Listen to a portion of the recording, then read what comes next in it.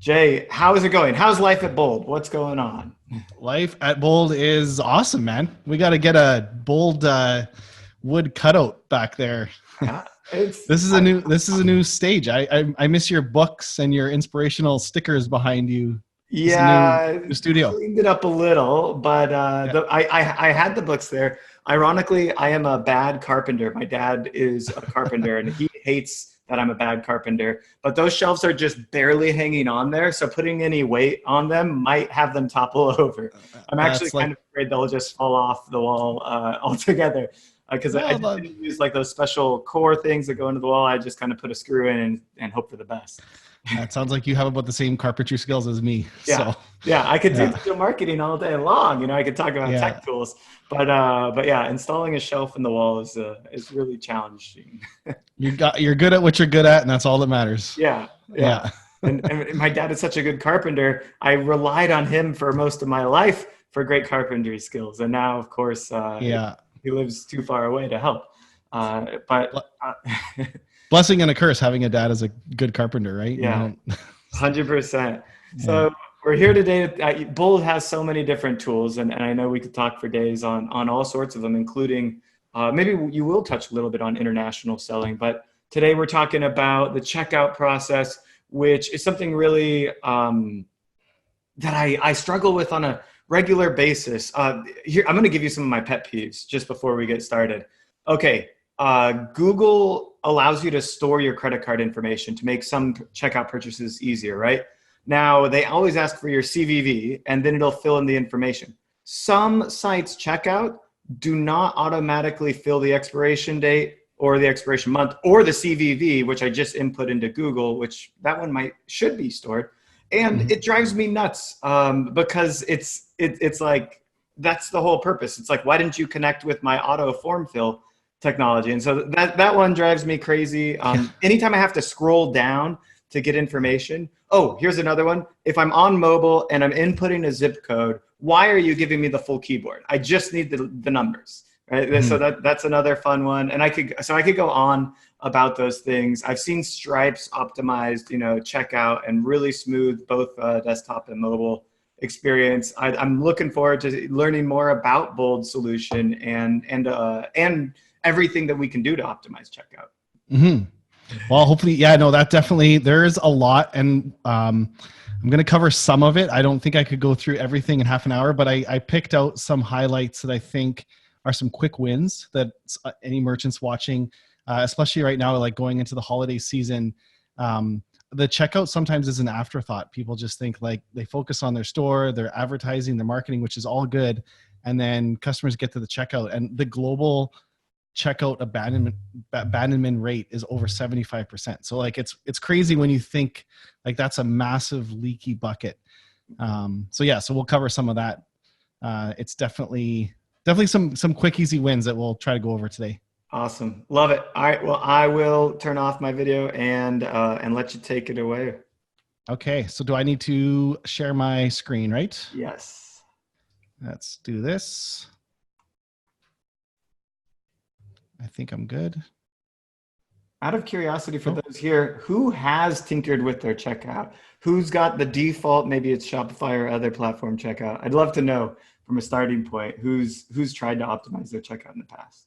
System preferences. Yeah, there we go. Okay, do you see a slide now? Yes, we're good to go. Okay, I just installed the new Mac Catalina, so everything is like locked down. I have to grant access to everything here. So we're talking on operational security very soon. So I think it's 3 more talks from now. Okay, well, yeah, I think like Mac swung well, which is good. I actually appreciate. I didn't know that every single app I had was using Bluetooth in the background for things Just that I had no idea. Insecure, by the way. I know. That was a real eye opener. So I appreciate the extra security. I just have to make sure I give permission to every single app on my computer here. So we're good. So should I start? Should I get started, Derek? Or absolutely, go. Fire away. Okay. So so Derek mentioned I'm with Bold, and one of the things we focus a lot on, obviously, is checkout. So it's no secret we're passionate about that, and I'll speak a little bit about that today. Let me just click in here. So I was actually thinking about operations a bit, when Derek said that this talk is all about operations. And I was happy to hear that, because I think that is something that often gets missed in e-commerce. I mean, when we think about, you think about Amazon, at the heart, Amazon is an operations company. And we think of it as an e-commerce company, but the reason they're successful is they have nailed operations perfectly. And that's why people go back there and why they shop there, because every single thing about their operations is just so perfect. I actually read an interesting quote the other day from Webb Smith. I don't know if any of you guys don't follow him, 2PML newsletter. It's a great resource just kind of for anything new in commerce. And he had a quote in it that said, the front end of commerce has largely been commoditized, and the constraint is now warehouse logistics and operations. And commerce was pixels, not forklifts, but to those building, packaging, operating forklifts, moving goods to trucks, they were commerce. And to them, the front office folks were the replaceable ones. And I think now the front office of stores is actually the easiest to replace and to spin up. So to spin up a store, to get selling, to have a store that actually looks like you're a legit company within a matter of hours or a couple of days is not hard to do. To nail the operational back-end stuff, that's the challenge to do. So I think it's a great topic. We're definitely passionate about it. And we have, like, as Derek mentioned, we do a lot of things, but the checkout is a thing we focus on a lot. So I mentioned this if you were watching earlier before we jumped on. So the global checkout rate is 75%. And I'm just going to, Derek, I'm guessing if any questions come in. Oh, yes. Okay, perfect. I'm going to just ignore the questions and kind of keep going, and I'll check them at the end. Derek, if there's any questions that I should answer as we go, just yell them out and I'll jump on them. Perfect. But when you think about this stat, it's actually crazy. And I get that there are people that shop and just add stuff to the cart to check out what the shipping is. That represents a small portion of the abandonment rate. But a large percentage of this number is legitimate people who wanted to buy from you, but for one reason or another did not complete their checkout. And so the checkout might be one of the single most important operational pieces to your store. And that's everything. Everything. When I say checkout, the checkout encompasses a lot. It's shipping, taxes, payment, address, speed, security. That all has to come together perfectly on one page for the customer that you spent hundreds, thousands, tens of thousands of dollars to market to on Facebook, on Twitter, through email.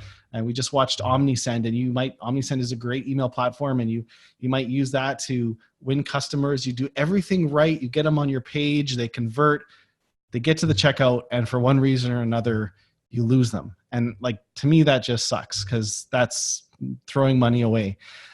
So we really focus a lot on the checkout and trying to get that right. So a number of reasons why people do abandon a checkout is, there's a lot of them. These are some of the big ones I just wanted to quickly throw out.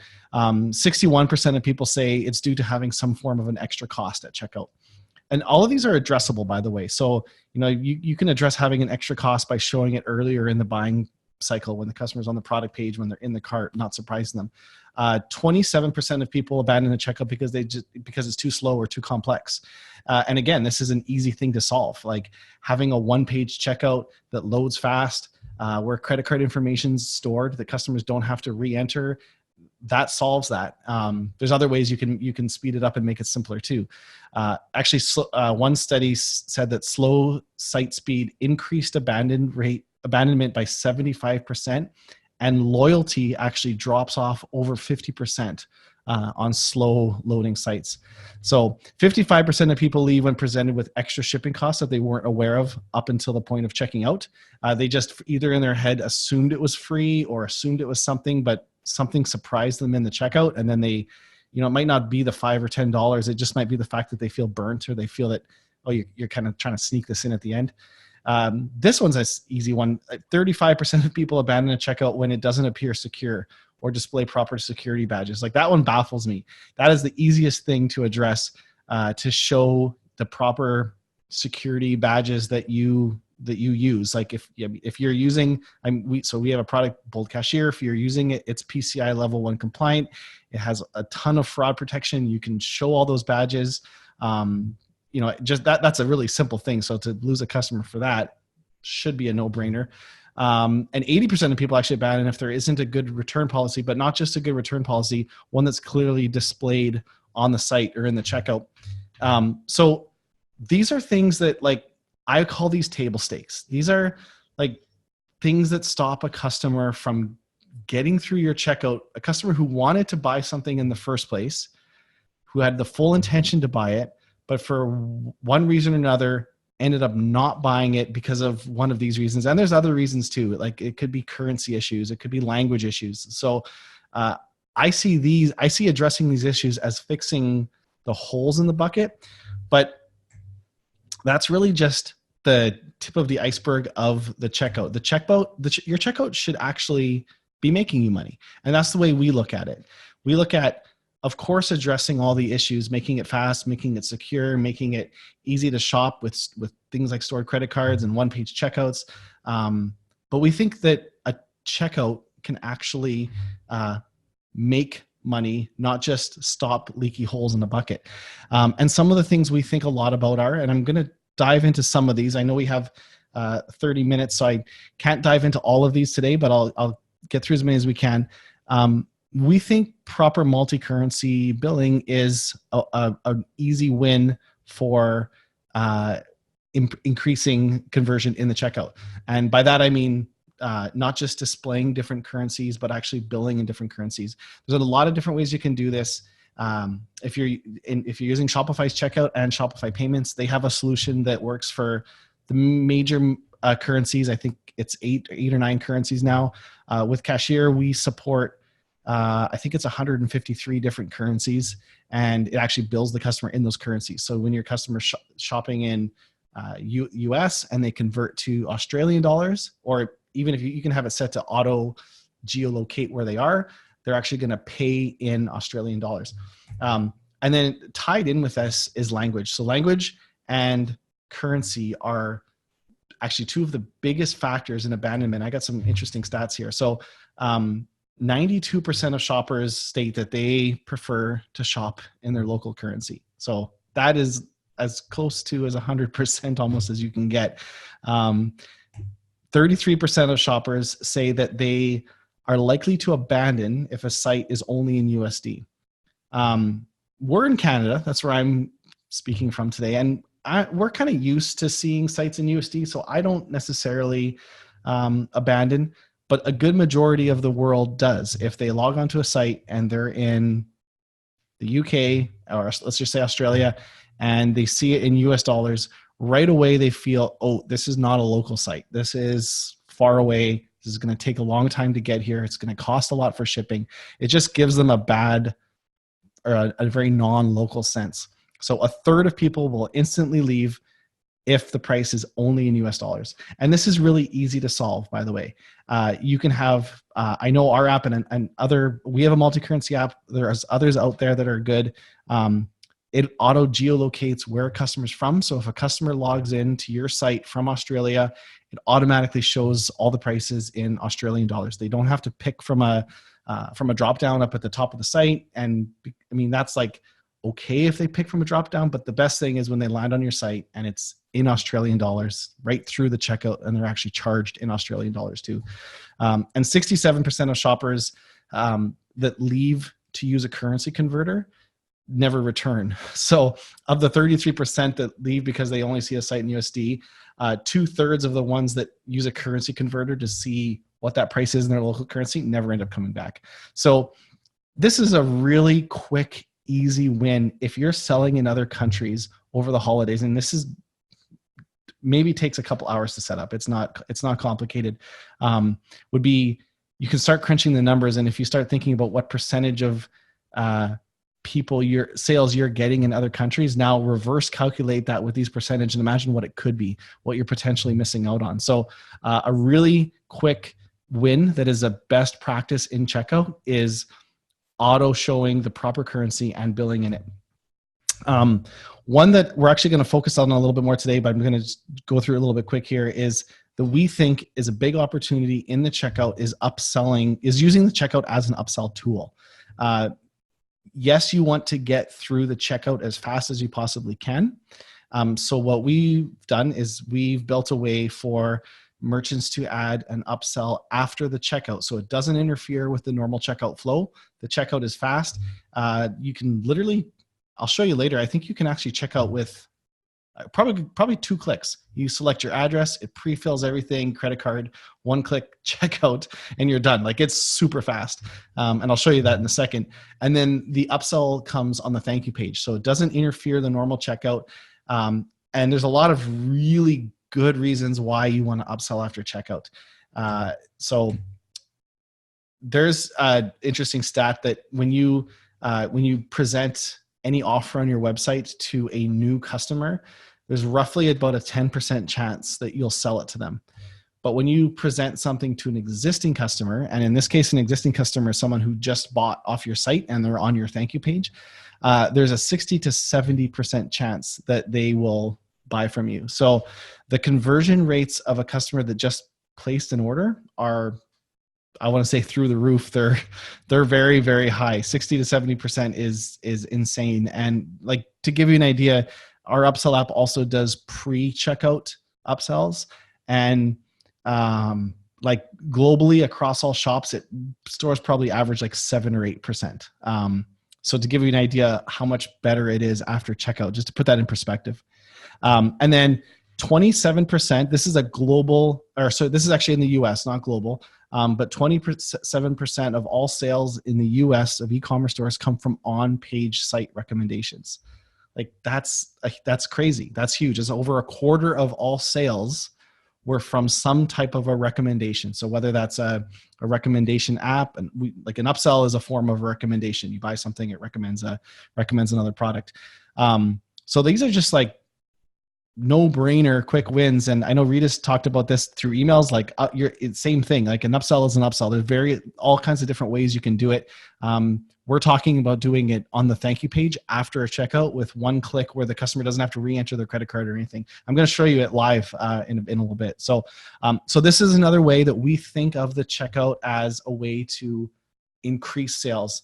I talked earlier about the leaky buckets. Having it fast, having it secure, showing your trust badges, not surprising people with shipping in the checkout. Now we're talking about ways to use the checkout as a way to actually increase sales, not just fix those leaky buckets. So the first thing was multi-currency billing through the checkout, upselling through the checkout. And another thing we focus a lot on is loyalty points in the checkout. And the reason why we care a lot about this, so actually, I'll go into that in a second. But what I mean by loyalty points in the checkout is when a customer can actually use points just like a currency. And I can show you what this looks like in a little bit. But essentially, it's often points are confusing. There's tons of different reward programs out there, and sometimes you spend a certain amount, you get a free gift, or you get points, but the points are like, you get 10,000 points and then you find out that you actually only have $1 because it's some weird redemption ratio. People want simple, the closer points are to a currency, the more likely customers are to use the loyalty program. It's that simple. So the absolute closest you can get to a currency is when you can use loyalty points right in the checkout, just like a currency, and it applies to the order. So if your order is $10, you apply $3 of loyalty points to it and then pay the balance, $7 on your card. So the customers actually think of it like money, and then they value it more, and then they want to earn it more, and then they're going to repeat more. So having loyalty points integrated into your checkout is an easy win that actually turns your checkout, creates repeat customers. And I'm going to show you why it's so important. So 54% of people say they leave a loyalty program because it's too confusing or complex to earn or redeem points. So I talked a little bit about this already. So to me, I look at this and it's just a shame, because this is a really easy thing to solve.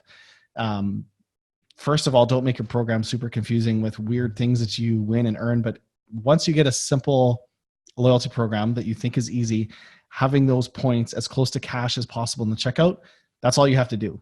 That solves this 54%. But this is why it's so important. Members of loyalty programs generate 18% more revenue year over year than non-members. So they're really valuable customers. It's important. And then 66% of millennials state that they're more likely to shop at a store where they're part of a loyalty program. So people value being a part of a loyalty program, and they spend more. So it's important to have, but the checkout is a key piece in that too. Just like everything's important, like having good products, good descriptions, good landing pages, a good story, good branding, all that's important. But like, there's one point in the funnel where you can lose it all, and that's your checkout. It's kind of crazy when you think about it. Like everything you do in your entire plan comes down to one page at the end that they have to get through, or none of that matters. So it's really important that you nail this. And by the way, regarding loyalty points, I'm not going to dive into this one a ton today. With Cashier, I mean, I could show you how it works, but I'm not going to go through and set anything up. But you have the ability to use points like a currency. If anyone emails or has any questions on this, we can talk a little bit more about it. But the point is, it doesn't have to be our loyalty program. It can be any of them. The closer it is to a currency used in the checkout is really what matters. And then subscriptions is another big aspect in the checkout that we look at. And I know Ritas was talking a little bit about it. There's a lot of reasons why subscriptions are important, and getting that right through the checkout, and then using customers after they've checked out, upselling them through emails and other ways. The reason why they're so important is actually, this was actually just put out recently. The Gartner research predicts that 75% of all online stores by 2023 will have an aspect of subscription or membership revenue. So if you're not already thinking about what aspect of your store can have a subscription revenue to it, there's a 75% chance you're missing out. Now, all I want to say on this is, it's not, think outside the box of a normal subscription. People think, oh, well, I don't sell shampoo. Customers don't need it every month. Subscriptions are way more than just a product. It's membership programs. It's access. Actually, when you break it down, it boils down to this. Of all the subscriptions, I think it's 53 or 54% of subscriptions are curation. About 31, I have the exact number somewhere. It's like 31% is replenishment. Replenishment, that's your shampoo. That's the same shampoo every month. And then 13%, that adds up to 100. So those 13% is access. And that's like your VIP memberships, your access to certain clubs or groups, or so the main type of subscription that most people think about isn't even the most common one. So no matter what you sell, there might be an opportunity for you to be thinking about what type of membership you could sell to get someone on some type of recurring revenue. So subscription customers have 178% higher lifetime value than non-subscription customers. So that's huge. And then this stat alone is crazy. But 41% of all retail in the US comes from repeat customers. But those repeat customers only make up 8% of all the shoppers. So it just shows you how valuable that 8% of customers are. That 8% of customers make up 41% of retail. So they're extremely valuable customers. They have much higher lifetime value. And it's just the way that the industry is growing as well too. And then the last thing that I think is a really big win is really, this might not apply to everyone, but I wanted to throw this in here because B2B is becoming more, it's becoming bigger and more of a strategy and for a lot of merchants. And getting this right through the checkout is also becoming more important. Couple quick stats on this one, but and then I'll talk a little bit more about it. But B2B in general, if you guys don't know, is almost 5 times bigger than B2C, and it's the online portion of it is growing fast. 13% of B2B sales is done online. It's expecting to hit 19 within the next 2 years. That growth is crazy. And I'll put it in perspective. The online sales last year grew 25%, while B2C only grew 15%. And the B2B is expected to grow faster. Basically, there's a big opportunity right now where traditional B2B was done through phones, through fax machines, through email. You would send in an order with a paper invoice. It's kind of barbaric how a lot of like big brands do B2B, but more of these dealers are expecting to order the same way a B2C store runs. So think of if your same Shopify store, and that just might be another whole channel for you, which I know this topic isn't that get into it, but nailing the operational aspect of your checkout for B2B is just as important, because your B2B customers are expecting that now. It used to be that they were fine faxing in an order. It was actually 41% of B2B customers now expect the same online ordering experience as they do from a B2B store, from a B2C store. So something to think about from an operational standpoint of your checkout as well too. So if you haven't guessed it, we are talking about Cashier. What Cashier is it's a checkout platform. It integrates with Shopify and then allows you to do a lot of these different things. It just kind of like supercharges your checkout. So let me check out my time. I think I have time to dive into one thing. Yeah.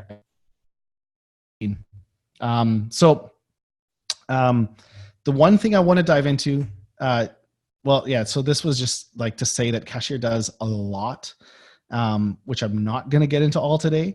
But the one thing that I thought, because it's the holidays, Black Friday is coming, you're probably going to be getting the most traffic that you have had in your site all year in the next 4 to 6 weeks. So the number one way you could probably maximize on that is by having an upsell after checkout. I could talk for 4 hours about how to optimize everything in your checkout, but having an upsell after checkout right now could help you capture 30 to 70%. Is what we're seeing on some stores, more on 30 to 70% of orders. So why are they so awesome? Well, they get 300% better conversion than offers before checkout. And I'm going to go through these slides a little. I want to show you guys in the front end kind of what it looks like. But yeah, so essentially we have customers getting 70+% conversion on upsells after checkout. And it's actually not uncommon. We have some customers getting over 100%. And you might be wondering, how do you get over 100%?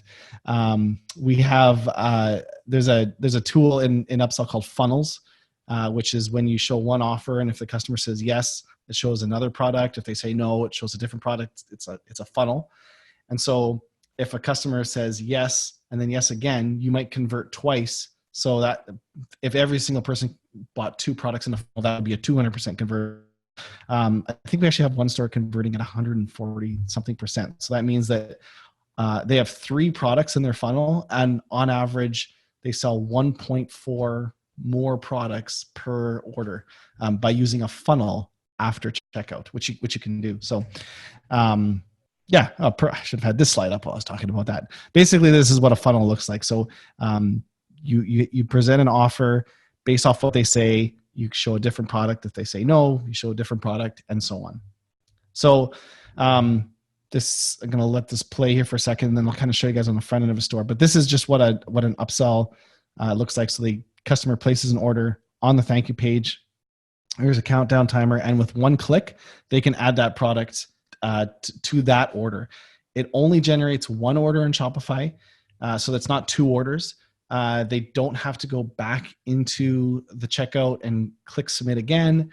There are a number of other upsell after checkout apps. There's a couple that work the way we do. Some of them send you back to the order. The way that we do it is we tokenize the card, and Derek was talking a little bit about that earlier. So that means that once the order's placed, that card's tokenized. It's kind of held, it's suspended, and then the offer's presented. If it's added to the order, and the full charge goes through. So there's one order, no like multiple orders come. and they convert really well. I just see one question coming in here. I just want to see if I should answer that. Oh, Derek says this is huge. Thanks, Derek. Yeah, so why don't I show you guys what this looks like? I have it is big for our merchants, especially this time of year. I want to show you guys. I'll give you the 1 extra minute to see it in action, because I do think that this is 410? something to we're good. I'll get we're right on time, so it's fine. Okay, perfect.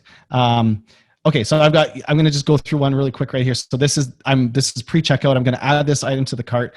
You'll see a bunch of things happening here, which I think is pretty cool. So I'm going to add this, what is this thing? It's a coffee maker. So what you're seeing right here is a upsell. So I'm presented with another product. It's only $50 more. We always tell people there's an option that you can show the full price. So the full price of this would be $249, or you have the option to show just the difference. When you show just the difference, it converts much more than when you show the whole price, because people are always willing to spend just a little bit more than $250. So I'm going to go ahead and replace this item. Now I'm in a funnel. So this is a pre-checkout funnel. This isn't post-checkout. You're going to see that in a second. I'm going to go ahead and I'm going to add these beans, and I'm going to add my cups. So I just went through an upsell funnel. Now I'm going to go to my cart, and I'm going to hit checkout. And I've got this is an upsell demo site, so there's an upsell on everything here. But this is going to be an upsell on the checkout. Obviously, you don't have to have this. And sometimes we actually recommend not having an upsell, just to be a little bit. Oh, my internet connection here is. Hold on. Let me refresh, because I was going back and forth. There we go. So I don't always recommend. Oh, you know what this was? Hold on. I was going and. You're cutting out here as well a little bit. Yeah, hold on. If you do that, we're gonna lose you. No, I know. I'm not gonna plug the Wi-Fi, but I had it. Let me just go back. I hardwired in instead of Wi-Fi because I wanted it to be quick, but then I think it just. Can you hear me? Yes. Okay, let me just see if we're. Okay, we're good. So what I was saying was, we often actually tell people if you have the upsells after checkout, to not even bother doing the ones in front, just to let them get through. So this is what I wanted to show you earlier. We were talking about actually checking out with one click. So I'm logged in as a customer. I've got these 4 products. What's cool is it started as 1, it's now 3. I'm going to just scroll down, and one of the things Cashier does, this is just a very basic version here. You can add all kinds of cool stuff like countdown timers and your security badges and all kinds of other stuff here. But one of the things that Cashier does out of the box is it lets you store credit cards. So I've got a stored Visa in here. I'm just going to click complete order. So I actually just placed that order with one click. Now I'm on the thank you page, and I've got an offer here. I'm going to go ahead and say yes, and it's one click. And it adds it. You'll see it show up over here in the order. Now I've got a funnel on this one on the thank you page as well too. I'll go ahead and add the coffee mug, and I'll add the cappuccino ice bean tray. So this all just gets added to this exact same order. If I would have walked away as a customer right there, the order would have generated with the original products in it. There's a countdown timer at the top that you can set to 1 minute, 5 minutes, whatever. These convert like crazy. They're super simple to set up. I think this would be a really big win for the holidays if you want to make more on every order coming through, and you're going to be getting the most traffic that you have all year long. So definitely something to try, and I guess we'll leave it at that. Here's another way to think about it from an operational standpoint. You may have product that hasn't moved for a while in inventory, so you can prioritize kind of your dying products or expiring products 100%. As those upsells, and you can, discount them to whatever effect you need to move product, but it's a great way to improve the cost of warehousing products. You'll clear out that inventory. You obviously are tracking it. So once all of those products are gone, the upsell is automatically removed, and you can go on to the next clearance product essentially. And so in that way, this is that's why it's important for marketing operations to talk together. And that's why some of the tools that we've showcased today merge the two together. I think it's important for the operations department, even the customer service department, to understand how that upsell works, because when people come to, customer service with questions or complaints, they're going to need to understand, oh, how did that get added to their cart, and so forth. Yeah, exactly. And you can discount items on the upsell after checkout, and it doesn't change the price of that item on the front end of your store. It is a really good way to clear out items that, like, maybe you remove it. It doesn't even have to be on the front end of your store. It can just be an offer that's only shown after. I forgot, we wanted to give away, if anyone wants to do upsells. I don't know if can you see my screen, Derek? Yeah. Yep. So we set up a special link to get upsell free for 2 months. So that should basically cover you for the holidays. That'll take you to December 22nd. So you can use upsell absolutely free, the full premium version, everything. Go ahead, uninstall it after the holidays. I think it's that important that if you're not offering upsells, that you do through the holiday season. So if you go to promo.boldcommerce.com/operations and just install it from there, it'll be free for 2 months. Awesome. And I've linked it to everyone here and in the show notes. Jay, we got to move to the next session. Thank you so much for showing us the secrets to checkout and to that post-purchase upsell. It's giving me ideas and making me realize I left some revenue on the table with a couple of stores. So I need to get back to that. Awesome. Well, thanks for having me. All right. Talk to you later. You bet. Take care, Derek.